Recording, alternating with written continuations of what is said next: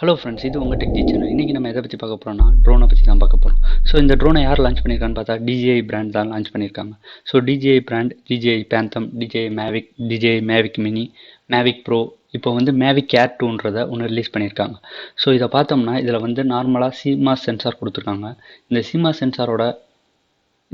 சென்சாரோட size பார்த்தோம்னா 1/2 inch கொடுத்துருக்காங்க. அதாவது 1/2 இன்ச் இந்த CMOS சென்சாரோட சைஸ்.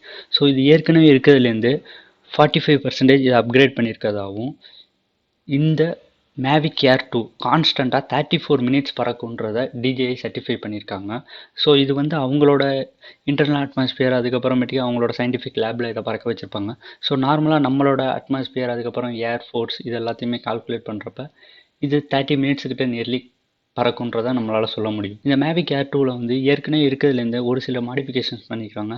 அதாவது தரையிலேருந்து மேலே பறந்துக்கிட்டு இருக்கப்ப ஸோ அந்த விண்ட் ஃப்ளோஸை வந்து கண்ட்ரோல் பண்ணி அதை வந்து ஏரோடைனமிக் டிசைன்ஸை இன்க்ரீஸ் பண்ணியிருக்கிறதுனால இதோட ஸ்டெபிலிட்டி ஏற்கனவே இருக்கிறதோட 20% இன்க்ரீஸ் பண்ணியிருக்கிறதாகவும், இது மூலமாக பேட்டரியோட கெப்பாசிட்டி, அதாவது பேட்டரி டிஸ்சார்ஜ் ஆகிறத பார்த்திங்கன்னா ரெடியூஸ் பண்ணியிருக்கிறதாகவும் சொல்லியிருக்காங்க. ஸோ அது மட்டும் இல்லாமல் ஏற்கனவே இருக்கிறதுலேருந்து 12 mm லாங்கர், அதுக்கப்புறம் 28 mm ஒய்டர் பண்ணியிருக்காங்க. ஸோ அதனால் ஏற்கனவே இருக்கிறதுலேருந்து சைஸை கொஞ்சம் இன்க்ரீஸ் பண்ணியிருக்காங்க. ஸோ இதோட வெயிட் பார்த்தோம்னா நியர்லி 570 கிராம்ஸ் டிசைன் பண்ணியிருக்காங்க. ஸோ இந்த ட்ரோனை கட்டாயம் நீங்கள் பறக்க வைக்கிறதுக்கு லைசன்ஸ் தேவை. ஏன்னா இந்தியாவோட ரூல்ஸ் படி 249 கிராம்ஸ் இருந்துச்சுன்னா நீங்கள் லைசன்ஸ் இல்லாமலே யூஸ் பண்ணலாம். ஸோ இது வந்து 570 கிராம்ஸ். ஸோ கட்டாயம் லைசன்ஸ் வேணும். ஸோ இது லாஸ்ட்டாக இருந்த ஏரோட நியர்லி 140 கிராம்ஸ் அப்டேட் பண்ணியிருக்காங்க. ஸோ இந்த 140 கிராம்ஸ் ஏன் அப்டேட் ஆனிச்சுன்னா CMOS சென்சாரோட சைஸ், அதுக்கப்புறம் டிசைன் வைஸ் அதோட சைஸ் எல்லாம் இன்க்ரீஸ் பண்ணியிருக்காது. அது மட்டும் இல்லாமல் உள்ள இன்பில்ட்டாக நிறையா சென்சார்ஸ், அதுக்கப்புறம் நிறையா ஸ்பெசிஃபிகேஷன்ஸ் கொண்டு வந்திருக்கிறதுனால இந்த வெயிட் ஏறி இருக்குது.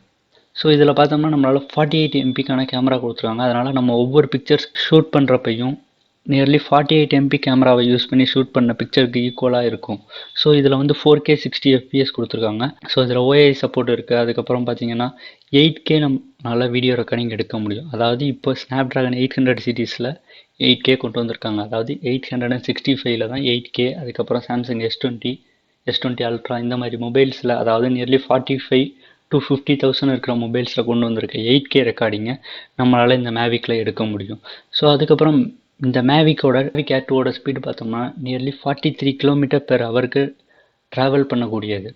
ஸோ அதுவும் நம்மளால் ஸ்போர்ட்ஸ் மோடை எனேபிள் பண்ணுறது மூலமாக இந்த ஸ்பீடை அச்சீவ் பண்ண முடியுன்றதை அவங்க கம்பெனியில் கொடுத்துருக்காங்க.